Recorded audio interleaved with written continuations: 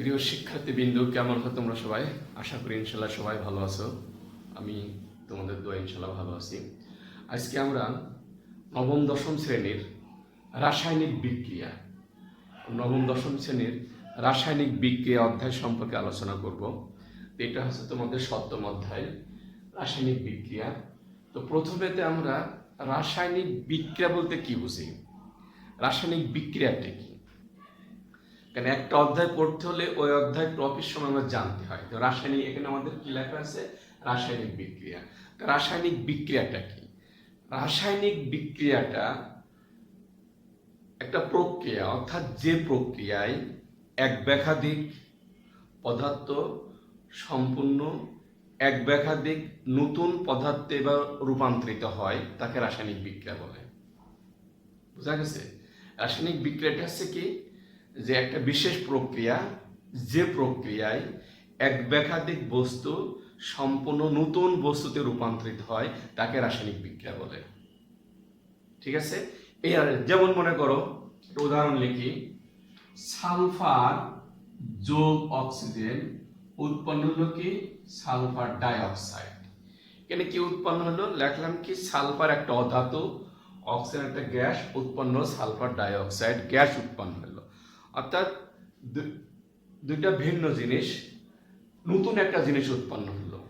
অর্থাৎ একটা প্রক্রিয়া, যে প্রক্রিয়ায় এক ব্যাখ্যাধিক বস্তু সম্পূর্ণ নতুন ধর্মবিষ্ট এক ব্যাখ্যাধিক বস্তুতে রূপান্তরিত হয় তাকে রাসায়নিক বিক্রিয়া বলে। ক্লিয়ার? আচ্ছা, এখন রাসায়নিক বিক্রিয়ার কারণটা কি? রাসায়নিক বিক্রিয়া কেন ঘটে? এটা তো প্রশ্ন মনে আসতে পারে, তাই না? রাসায়নিক বিক্রিয়া কেন ঘটে? রাসায়নিক বিক্রিয়ার ঘটার সঠিক কারণ বলা আসলে মুশকিল। তবে রসায়নবিজ্ঞান ধারণা করছে যে মৌলসমূহের মধ্যে যে বিভিন্ন পরমাণু থাকে, এই বিভিন্ন পরমাণুগুলো একে অপরের সাথে আসক্ত হওয়ার যথেষ্ট প্রবণতা থাকে, মানে একে অপরের প্রতি যথেষ্ট আসক্তি থাকে। অর্থাৎ এই আসক্তির কারণেই সাধারণত রাসায়নিক বিক্রিয়া ঘটে। যেমন ধরো, ধাতুর সাথে অধাতুর মিলিত হওয়ার যথেষ্ট প্রবণতা আছে। ধাতুর সাথে অধাতুর সময়ে মিলিত হওয়ার যথেষ্ট প্রবণতা আছে বা আসক্তি আছে। ঠিক আছে? যেমন দেখো, ক্যালসিয়াম যোগ ক্লোরিন উৎপন্ন হলো কি? Calcium chloride. এই কারণে সাধারণত রাসায়নিক বিক্রিয়া সংঘটিত হয়। অর্থাৎ কি হয়, নতুন মানে পুরাতন বন্ধনগুলো ভেঙে যায়, নতুন বন্ধনগুলো সৃষ্টি হয়। এই কারণে রাসায়নিক বিক্রিয়া সংঘটিত হয়। বুঝা গেছে?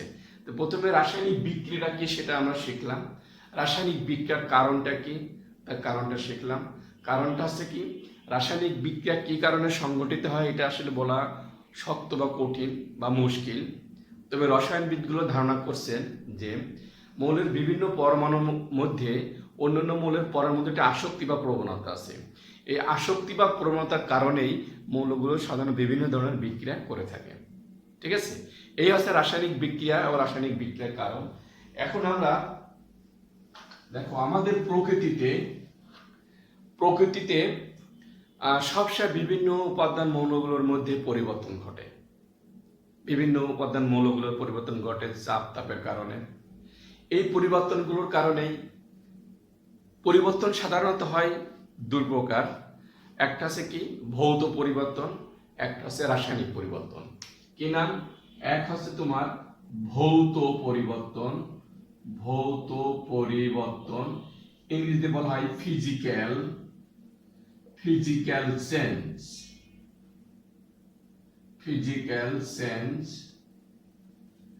আর দুই হচ্ছে তোমার রাসায়নিক পরিবর্তন। এটাকে বলা হয় ইংরেজিতে কেমিক্যাল চেঞ্জ। তোমরা বাংলার সাথে সাথে ইংরেজি প্রতিশব্দগুলো জানার চেষ্টা করবা। একটা আছে ভৌত পরিবর্তন, একটা আছে রাসায়নিক পরিবর্তন। ভৌত পরিবর্তনকে বলা হয় ফিজিক্যাল চেঞ্জ, আর রাসায়নিক পরিবর্তনটা হয় কেমিক্যাল চেঞ্জ। তবে কেমিক্যাল চেঞ্জ অর্থাৎ রাসায়নিক পরিবর্তন যেটা ঘটে, এটার অনেক উপকারিতাও আছে এবং ক্ষতিকারক দিকও আছে। এই জন্য রাসায়নিক পরিবর্তন সম্পর্কে আমাদের সম্যক জ্ঞান থাকা প্রয়োজন। এটা আমাদের বাস্তব জীবনে অনেক কাজে লাগে। ঠিক আছে, তাহলে এখন দেখো ভৌত পরিবর্তন। ভৌত পরিবর্তনটা কি আমরা সেই সম্পর্কে আলোচনা করি। ভৌত পরিবর্তন, আমি এখানে দেখো আমি একটা ছবি একটা বিক্রিয়া লিখি। H2O, এটা সলিড, এটাকে হিট দাও, উৎপন্ন হলো কি H2O লিকুইড, এটাকে হিট দাও সাধারণত 100 ডিগ্রি সেলসিয়াস তাপমাত্রায়। এটা তখন উৎপন্ন হবে কি ভেপার বা গ্যাসিয়াস। এটাকে আমরা আইস, এটাকে বলা হয় আইস, এটাকে বলা হয় ওয়াটার, এটাকে বলা হয় গ্যাসিয়াস বা ভেপার বাষ্প। ঠিক আছে, দেখো এখানে আমি একটা উদাহরণ লিখলাম। প্রথমে লিখলাম H2O সলিড। পানি যখন শক্ত হয় তখন সেটা কি রূপ ধারণ করে? সেটা তখন কঠিন, অর্থাৎ কঠিন হলে তখন সেটা কি আমরা সাধারণত বলি বরফ বা আইস। ঠিক আছে, এরপরে কি হয়, পানি যখন লিকুইড হয় তখন সেটা হচ্ছে কি ওয়াটার, তখন হয় এটা কি ওয়াটার। আর যখন গ্যাসিয়াস থাকে তখন সেটা হচ্ছে বাষ্প। তো এটা কিভাবে হয়? এটা হচ্ছে দেখো আমরা যখন আইসকে বা বরফকে যখন কোথাও রেখে দিই তখন কি হয়, বরফ প্রকৃতি থেকে তাপমাত্রা গ্রহণ করে সেটা আস্তে আস্তে গলতে থাকে। গলে কি হয়, তরলে রূপান্তরিত হয়। অর্থাৎ বরফ থেকে কি হলো, পানিতে রূপান্তরিত হলো। এখানে হিট দিতে হয়, হিট নর্মাল হিট, সেটা কিন্তু সে প্রকৃতি থেকে গ্রহণ করে।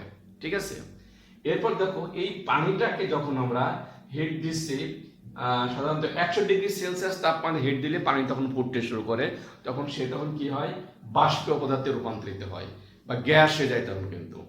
অর্থাৎ দেখো প্রত্যেক ক্ষেত্রে কিন্তু কি আমাদের এটা কি পরিবর্তন আছে, এটা কিন্তু তার ফিজিক্যাল সেন্সটা আছে, কিন্তু ভৌত পরিবর্তনটা ঘটে এখানে কিন্তু রাসায়নিক কোনো পরিবর্তনটা ঘটে না। ঠিক আছে, অর্থাৎ এখানে কি হলো, প্রথমে বরফ থেকে আমরা ওয়াটার, ওয়াটার থেকে গ্যাস। বরফের মধ্যে কি কি উপাদান আছে, পানি, সেটা কি H2O, তার সংকেত কি, তার সংকেত H2O।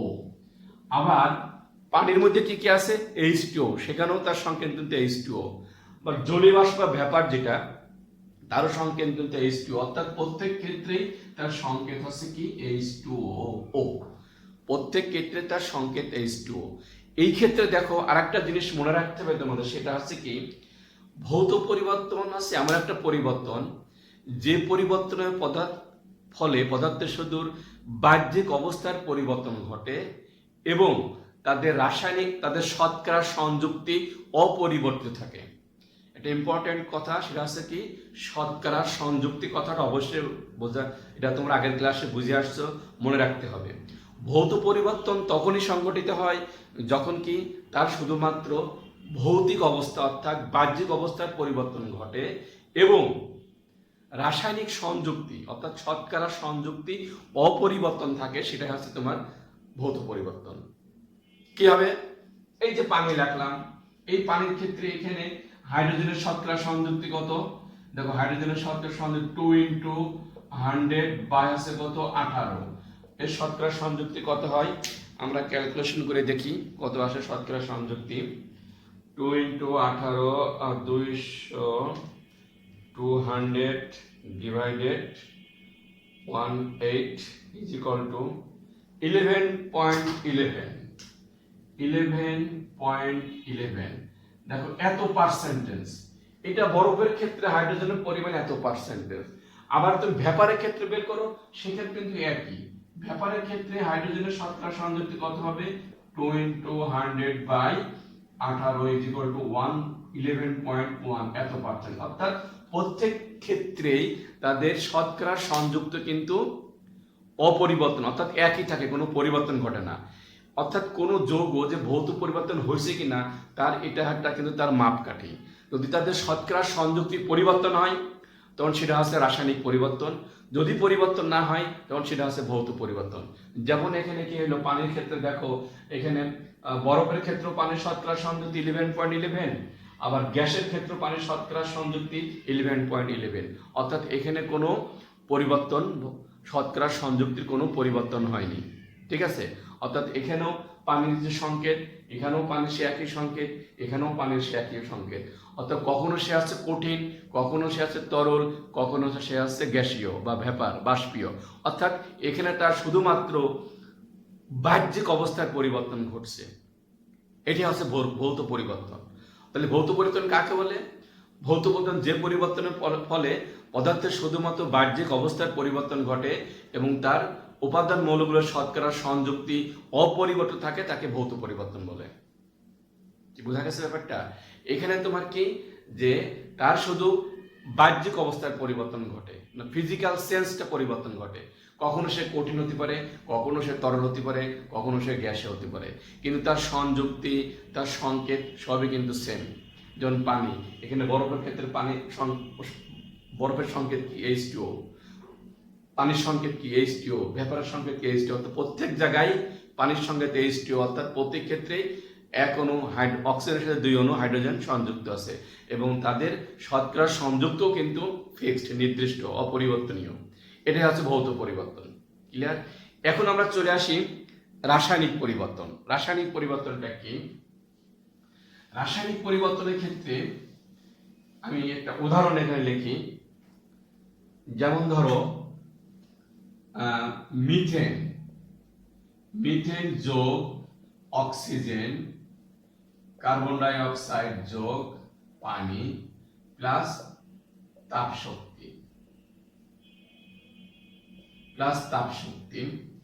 এখানে দেখো, এখানে এই যে আমরা মিথেন, অর্থাৎ আমরা যে রান্নার কাজে যে গ্যাসটা ব্যবহার করি তার নাম সাধারণত মিথেন, তোমরা সবাই জানো। এই মিথেনকে ব্যবহার করলাম, এর সাথে অক্সিজেনের দহন বিক্রিয়া করলে উৎপন্ন হচ্ছে কি? কার্বন ডাই অক্সাইড, পানি। রাসায়নিক পরিবর্তনটা আছে কি? যে পরিবর্তনের ফলে পদার্থের ভৌত এবং রাসায়নিক উভয় পরিবর্তন ঘটে এবং তাদের শতকরা সংযুক্ত পরিবর্তন হয়, তাকে বলে রাসায়নিক পরিবর্তন। ঠিক আছে, দেখো এখানে একটা খেয়াল করো, এখানে ছিল হচ্ছে মিথেন, উৎপন্ন হলো কার্বন ডাই অক্সাইড। এর মূল যৌগ ছিল কিন্তু মিথেন, তাই না? এই মিথেন থেকে দেখো কার্বন ডাই অক্সাইড উৎপন্ন হলো, কার সাথে? অক্সিজেন বিক্রিয়া করে। অর্থাৎ পূর্বে যে যৌগ ছিল সেই যৌগেরই অনুরূপ যৌগ উৎপন্ন হবে, অথবা সংযোজন হতে পারে অথবা বিয়োজন হতে পারে, এইভাবে উৎপন্ন হয়। এবং এটা ছিল এক ধরনের যৌগ, এটা হলো আরেক ধরনের যৌগ। অর্থাৎ এখানে কি এদের শতকরা সংযুক্তি কিন্তু পরিবর্তন হবে। এবং এটা ছিল গ্যাস, কার্বন ডাই, এটাও গ্যাস, কিন্তু এটা হচ্ছে কি এর ভৌত এবং রাসায়নিক দুটাই কিন্তু পরিবর্তন ঘটছে। এটাই আছে আমাদের রাসায়নিক পরিবর্তন। কেমন হবে দেখো, এখানে মিথেনের শতকরা সংযুক্তি বের করো কার্বনের, মিথেনে কার্বনের শতকরা সংযুক্তি কত হবে? দেখো কার্বন আছে কত? 12 × 100 বাই হবে কত? 16। তাহলে কত হয় দেখি, ক্যালকুলেশন করি আমরা, কত হয় দেখা যাক। 12 × 100 is equal to divided 16 is equal to 75। এখানে কত হলো? কার্বনের পরিমাণ আছে তোমার 75%। whereas কার্বন ডাই অক্সাইডে কার্বনের শতকরা সংযুক্তি কত হবে? এখানে কার্বন 12 × 100 ডিভাইডেড বাই কত? 44। এখানে কত হয়? এখানে দেখো তুমি, এখানে হয় 12 × 100 is equal to divided 44 is equal to এখানে 27.27। এখানে কত আসছে? 22.27%। দেখো এখানে, অর্থাৎ মিথেনের ক্ষেত্রে কার্বনের শতকরা সংযুক্তি কি কত হলো? কার্বনের 75%। এখানে কার্বনের শতকরা সংযুক্তি কত হলো? 27.27%। তাহলে কি এখানে কি হচ্ছে? আমাদের কার্বনের শতকরা সংযুক্তি কিন্তু পরিবর্তন হয়ে গেছে। এইটা হচ্ছে রাসায়নিক পরিবর্তন। রাসায়নিক পরিবর্তন আরো উদাহরণ আছে, তোমরা ধরতে পারো। যেমন মনে করো লোহায় যে মরিচা পড়ে, দেখো লোহায় আমি মরিচা পড়ে কিভাবে? এই যে আয়রন যদি তুমি বাইরে রেখে দাও, এর সাথে অক্সিজেন, হাফ অক্সিজেন যোগ 3 অণু পানি যদি নাও, তাহলে উৎপন্ন হবে কি? এখানে Fe2O3 × N সংখ্যক পানি। এইটাকে বলা হয় আমরা রাস্ট বা মরিচা বলা হয় এটাকে। এটাও কিন্তু রাসায়নিক পরিবর্তন। ঠিক আছে, এটাও কিন্তু রাসায়নিক পরিবর্তন। আমরা বাসায় যে মোমবাতি জ্বালাই, এই মোমবাতির ভিতরে কিন্তু ভৌত পরিবর্তন, রাসায়নিক পরিবর্তন দুটাই আছে। সেটা কিভাবে? যখন তুমি মোম যখন জ্বালাবা, জ্বালানোর পরে মোম যে জমা হয়, পরে আবার কঠিনে যায় না, এইটা কিন্তু ভৌত পরিবর্তন। আর জ্বলার পরে যে কার্বন ডাইঅক্সাইড গ্যাস নির্গত হয়, এটা কিন্তু রাসায়নিক পরিবর্তন। অর্থাৎ মোমের দহন দুটাই আছে, ভৌত পরিবর্তন, রাসায়নিক পরিবর্তন। ঠিক আছে, এইগুলো হচ্ছে আমাদের রাসায়নিক পরিবর্তন। কি বুঝতে পারছো সবাই? তো রাসায়নিক পরিবর্তনের সংজ্ঞাটা কি হবে? সংজ্ঞাটা হবে যে পরিবর্তনের ফলে পদার্থের ভৌত অবস্থার পরিবর্তন এবং রাসায়নিক পরিবর্তন ঘটে এবং এদের উপাদান মৌলের শতকরা সংযুক্ত পরিবর্তন ঘটে, তাকে বলা হচ্ছে রাসায়নিক পরিবর্তন। অর্থাৎ এই যে যুগে এখানে নতুন যে বন্ধন ছিল, এটা পুরাতন বন্ধন, এটা হচ্ছে কি পুরাতন বন্ধন, এই বন্ধনগুলো সব ভেঙে যায়, নতুন বন্ধন সৃষ্টি হয়, তার ফলে কি আভ্যন্তরীণ শক্তির পরিবর্তন ঘটে কিন্তু। এই কারণেই রাসায়নিক পরিবর্তন ঘটে। ঠিক আছে, এই গেল ভৌত পরিবর্তন, রাসায়নিক পরিবর্তন। এরপরে আসি আমরা যে আমাদের বিক্রিয়া, রাসায়নিক বিক্রিয়ার বিভিন্ন ধরন থাকতে পারে। মানে বিক্রিয়ার দিকের দিকে বিক্রিয়া কয় ভাগে ভাগ করা যায়, তাপের উপর বিক্রিয়া কয় ভাগে ভাগ করা যায়, ইলেকট্রন স্থানান্তর দিক কয় ভাগে, অর্থাৎ বিক্রিয়ার দিকের হিসাবে, বিক্রিয়ার দিক হিসাবে বিক্রিয়ার দিক অনুসারে বিক্রিয়াকে দুই ভাগে ভাগ করা যায়। একটা হচ্ছে একমুখী বিক্রিয়া, একমুখী বিক্রিয়া, আর একটা আছে কি উভমুখী বিক্রিয়া, উভমুখী বিক্রিয়া। ইংরেজি শব্দ কি ইরিভার্সিবল, ইরিভার্সিবল রিঅ্যাকশন, মনে রাখবে ইংরেজি, এটা হচ্ছে রিভার্সিবল, রিভার্সিবল রিঅ্যাকশন। বাংলা কথার সাথে সাথে ইংরেজি শব্দগুলো অবশ্যই মনে রাখবা। ঠিক আছে, একটা অর্থাৎ রাসায়নিক বিক্রিয়া বিভিন্ন প্রকার হতে পারে। একটা হচ্ছে বিক্রিয়ার দিক অনুসারে কয় ভাবে, তারপর তাপের উপর বিক্রিয়া কয় ভাগে ভাগ এবং ইলেকট্রন স্থানান্তরে কয় ভাগে ভাগ। তা আমরা এখানে এখন বিক্রিয়ার দিক অনুসারে রাসায়নিক বিক্রিয়াকে প্রধানত দুই ভাগে ভাগ করি। একটা হচ্ছে কি একমুখী বিক্রিয়া, একটা হচ্ছে উভমুখী বিক্রিয়া। একমুখী বিক্রিয়া কাকে বলে? আমি একটা উদাহরণ লিখি, দেখো তোমরা ক্লিয়ার বুঝতে পারবে। একমুখী বিক্রিয়া ইংরেজিতে বলা হয় ইরিভার্সিবল রিঅ্যাকশন। কি বলা হয়? Irreversible reaction. এই যে ক্যালসিয়াম কার্বনেট লিখলাম, এটাকে হিট দিলাম, উৎপন্ন হলো ক্যালসিয়াম অক্সাইড যোগ কার্বন ডাই অক্সাইড গ্যাস, এটা সলিড, এটা খোলা পাত্রে। বিক্রিয়াটা আমরা কি পাত্রে করছি? বিক্রিয়া করছি আমরা খোলা পাত্রে। অর্থাৎ ক্যালসিয়াম কার্বনেট ভেঙে ক্যালসিয়াম অক্সাইড অর্থাৎ চুন এবং কার্বন ডাইঅক্সাইড গ্যাস উৎপন্ন আছে। এই কার্বন ডাইঅক্সাইড গ্যাসটা কি হচ্ছে? উড়ে চলে যাচ্ছে, যার ফলে কি হচ্ছে যে এখানে ডান পাশে এটা হচ্ছে উৎপাদ শুধু থাকছে ক্যালসিয়াম অক্সাইড, আর বিক্রিয়ক হচ্ছে কি ক্যালসিয়াম কার্বনেট। ঠিক আছে, তো ক্যালসিয়াম কার্বনেট বিক্রিয়া করে, অর্থাৎ যে বিক্রিয়ায় শুধুমাত্র বিক্রিয়াকে উৎপন্ন করে তাকে বলা হয় একমুখী বিক্রিয়া। যে বিক্রিয়ায় শুধুমাত্র বিক্রিয়াকে উৎপন্ন করে তাকে বলা হয় একমুখী বিক্রিয়া। একমুখী বিক্রিয়ার ক্ষেত্রে একটা তীর চিহ্ন দিতে হয়। ঠিক আছে, নিয়ম আছে, তীর চিহ্ন দিতে হয়, অর্থাৎ বিক্রিয়াটা এই দিকে যাচ্ছে, এটা হচ্ছে একমুখী বিক্রিয়া। বোঝা গেল? একমুখী বিক্রিয়া কাকে বলে? যে বিক্রিয়ায় শুধুমাত্র বিক্রিয়াকে উৎপন্ন করে তাকে একমুখী বিক্রিয়া বলে। এটা হচ্ছে কি লিখলাম আমরা? Calcium carbonate, calcium oxide, carbon dioxide. এটা খোলা পাত্রে বিক্রিয়াটা সংঘটিত হয়েছে। সংঘটিতার কারণেই বিক্রিয়ক যা আছে উৎপাদ থাকছে কি ক্যালসিয়াম অক্সাইড আর হচ্ছে কি কার্বন ডাই অক্সাইড। যেহেতু কার্বন গ্যাস এখান থেকে অপসারিত হয়ে চলে যাচ্ছে, শুধু থাকে আছে ক্যালসিয়াম অক্সাইড। এই ক্যালসিয়াম অক্সাইড বিক্রিয়াকৃত ক্যালসিয়াম কার্বন তৈরি করতে পারে না। ঠিক আছে, যার জন্য এখানে কি হয়, এটা বিক্রিয়াটা শুধুমাত্র একমুখী সংঘটিত হয়। অর্থাৎ তার কি হলো, যে সকল বিক্রিয়ায় শুধুমাত্র বিক্রিয়াকে উৎপন্ন করে তাকে বলা হয় একমুখী বিক্রিয়া। বুঝা গেছে? ক্লিয়ার? এবারে আমরা আসি দ্বিমুখী বিক্রিয়া কাকে বলে বা উভমুখী বিক্রিয়া। উভমুখী বিক্রিয়া আমরা ধরি, এখানে একটা দেখো, একটা ছোট উদাহরণ ধরি, হাইড্রোজেন যোগ আয়োডিন। দেখো এখানে আমরা উভমুখী চিহ্ন দিচ্ছি, 2 হাইড্রো আয়োডাইড। অর্থাৎ এখানে কি ঘটনা ঘটছে, যে হাইড্রোজেন এবং আয়োডিন বিক্রিয়া করে হাইড্রাইড উৎপন্ন হচ্ছে। এই হাইড্রাইড আবার ভেঙে হাইড্রোজেন এবং আয়োডিন উৎপন্ন হচ্ছে। এখানে দেখো এটা আছে কি অগ্রবর্তী বিক্রিয়া, মানে সামনের দিকে বিক্রিয়া। হাইড্রোজেনের যখন এই তীর তখন এটা হচ্ছে কি সম্মুখবর্তী বিক্রিয়া, সম্মুখবর্তী বিক্রিয়া। আর এটাকে বলা হচ্ছে কি পশ্চাৎমুখী বিক্রিয়া।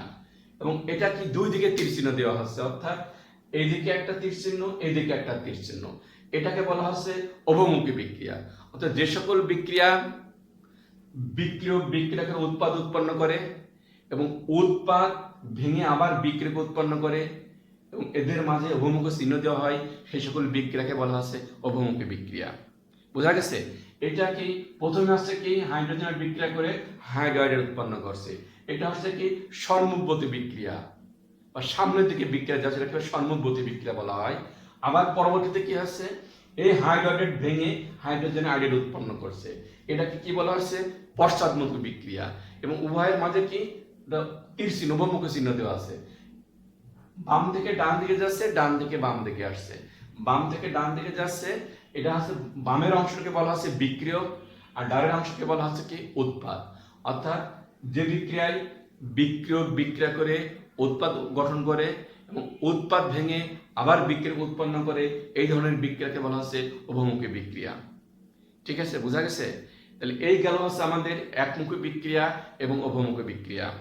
ঠিক আছে, আজকে আমরা এই পর্যন্ত রাখি। এর পরবর্তী ক্লাসে আমরা তাপ উৎপাদী বিক্রিয়া, তাপহারী বিক্রিয়া, রেডক্স বিক্রিয়া, নন রেডক্স বিক্রিয়া পড়বো। তোমরা বাসায় একটু বইগুলো দেখার চেষ্টা করো, তাহলে আমার বোঝানোর সুবিধা হবে, তোমাদের বুঝতেও সুবিধা হবে। ঠিক আছে, আজকের মতন এখানেই থাক। আল্লাহ হাফেজ।